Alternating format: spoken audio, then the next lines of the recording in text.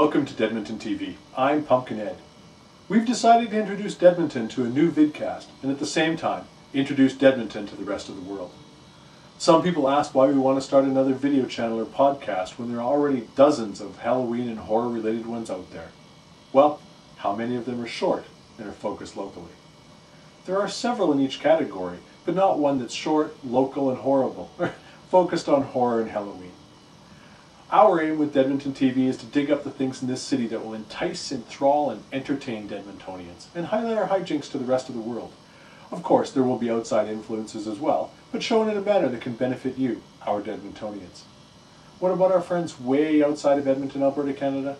Some of the things that we showcase will probably interest you or inform you too, and by trying to keep our episodes under 6 minutes and 66 seconds, we hope to entertain and inform you as well, in tasty bite-sized morsels. Maybe you'll even come here to visit us one day. So, whether you are a horror movie aficionado, prop maker, makeup artist, zombiephile, home haunter, or special effects guru, we'll help you, provide you with news, reviews, events, tips, links, and showcase others who do the same. Well then, let's get started, shall we? January in Edmonton, where we have suffered our own Snowmageddon 2011 with over 30 centimeters of snow this last weekend.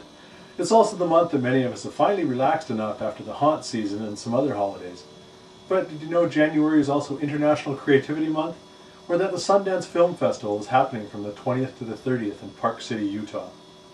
I know some of you are film buffs, even Sundance buffs, but have you been over to the lobby on White Avenue lately? You should drop by and get Kevin to tell you about the many creative ways to die in some of the movies that he has in stock. And ask him about the fact that February is Women in Horror Month. And there are a lot of very talented ladies on both sides of the camera in the horror genre. I'm sure that there are a few that he could recommend. In February, besides our third favorite holiday, Groundhog's Day, on February 2nd, it is also Plant the Seeds of Greatness Month. Ironically, it is also National Condom Month and National Cherry Month. Oh, what they're talking, the fruit. Oh. Sorry folks, just disregard that last one. In local news, changes are about for dEdmonton itself. One of our regular parade participants and dEdmonton supporter is headed to Australia to continue her adventures there. Carla, we wish you the best of luck and hope to see you back for the Halloween season. It does mean that we will need some more of you dEdmontonians who enjoy doing parades. Even though we may be cutting back on the number of parades we do this year, we want to be in a few different events this time around. This includes heading to Calgary for both their Stampede Parade and Party in July, and the Calgary Comic and Entertainment Expo this June. We wouldn't mind for those of you who are into that sort of thing to come along with us. Speaking of the Calgary Comic and Entertainment Expo, have a look at our events calendar at dEdmonton.com/calendar to see the exact dates of it and many other trade and fan shows, plus all the local events. I know several of you have traveled to some of the haunt conventions and even Dragon Con, but I also know that some of you didn't even know these things existed. Some specialize in professional haunts, others on horror, classic monsters, and movies, though they may all be of interest to the home haunter as well. The line is blurring between the home and pro haunts though, so much so that 3 dEdmonton home haunts have pictures in the 2011 Haunted Canada calendar, so order yours today. We'll put the details up on the website. Get bigger. With the upcoming Canadian Haunters Convention in London, Ontario this May, or Frightfest BC in August, we know that we'll only be getting bigger and better. dEdmonton will also be letting you know of some of the things this year you may want to attend locally, such as prop and makeup seminars, maybe even a few other things up our sleeves besides our bony arms.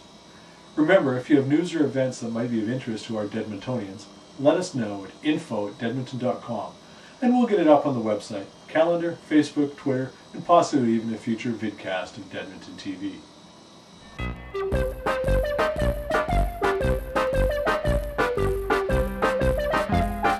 In other news, 2011 marks the 40th anniversary of an iconic Canadian TV show. Even though it wasn't produced in dEdmonton like SCTV was, the hilarious House of Frightenstein was just as entertaining, though to a slightly younger crowd. I remember watching it every week, and I still catch the occasional episode when I see it on. I'm sure many of you watched it as well, and remember the Count, Igor, Wolfman, Griselda, Vincent Price, or the other zany characters.